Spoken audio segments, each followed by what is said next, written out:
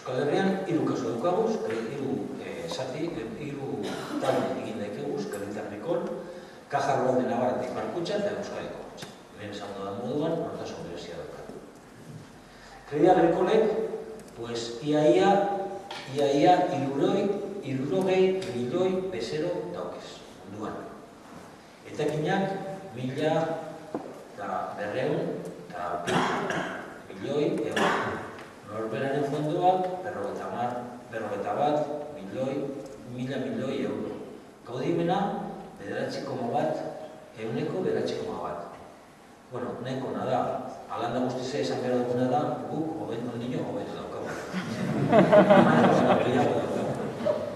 Baina, beratzia ondo dago, esate baterako Santanderren ratioala, 7 terdi, eta BBVak ondino bajoagoa. Tier bat, orduan, kaudimena, Crédit Agricoleren kasuan, 9,1, eta Caja Ruralaren Euskadiko Kutxaren kasuan, 11,11 baino. Bueno, gero datuz, Caja Rural de Navarra eta Iparkutxa. Biak sortu ziren zerbitzuak eskaintzeko baserritarrei. Iparkutxaren kasua oso eskasa da, aurrezkian hor daukasuena. Etekinak 16 milio euro. Norberaren fondoak 900 milioi baino apur bat gehiago. Ez dago gauza handirik, esan dugu, ego Euskal Herrian. Ipar Euskal Herrian, Crédit Agricole oso importantea da. Eta gero Euskadiko Kutxa datu. Eta, bueno, hori, lehen esan dudana, aspertu egiten basarie, txartela jaso eta pasatu dut.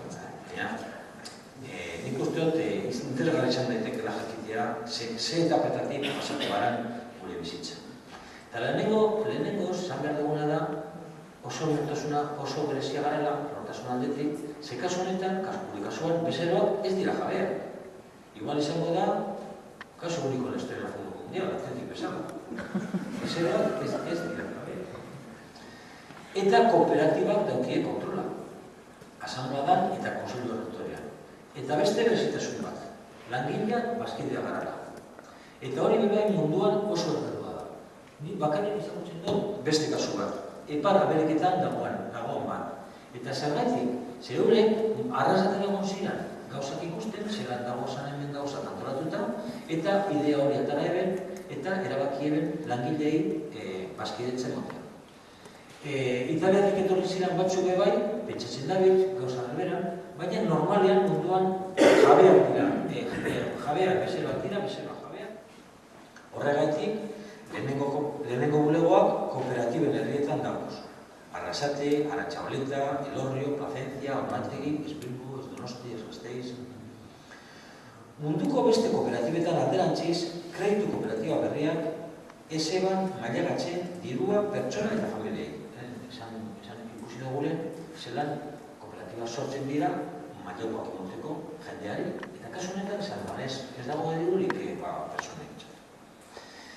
Baina emoten jaken, pertsonei, etekinen partaidetzen, eta lanpostu baten itxaropena ere.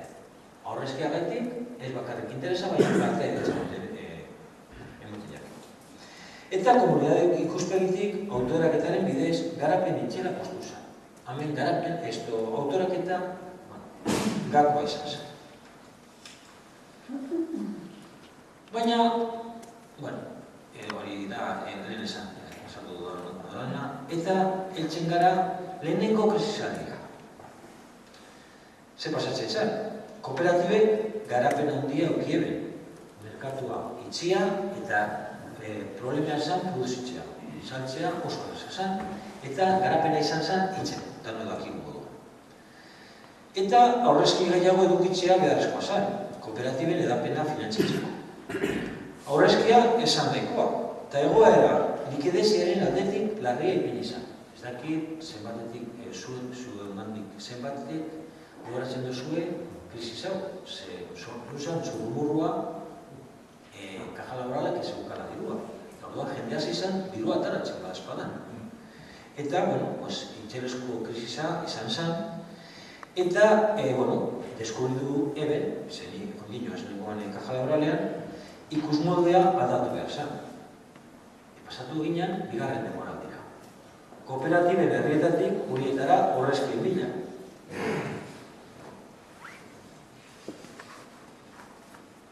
Bulegoak, zabaldu gendu zen, bulegoak herri handietan eta hiriburuetan.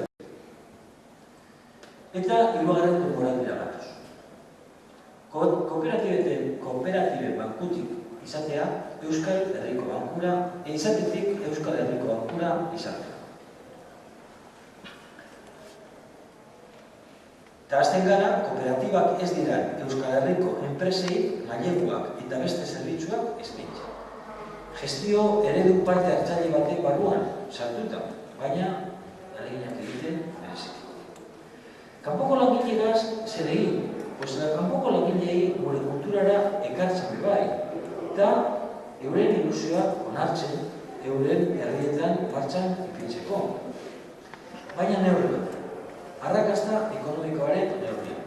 Ezinezkoa da, Kastilara joatea eta han, ondino, dirua ez irabazi, eta martxan ipini eskolak edo, euren ilusioak onartu, baina arrakasta ekonomikoaren lortzen dugu.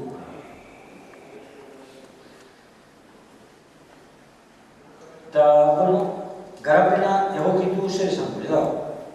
Euskal Herritik kanpoko negozioa berantolatu, desde luego, egokitu nazioarteko finantza merkatuaren egoeraren arabera.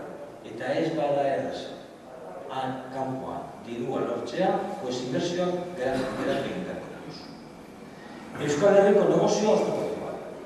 Eta bide berriak ikertzen. Aliantzak, erosketak, momentu honetan gauzak oso zago.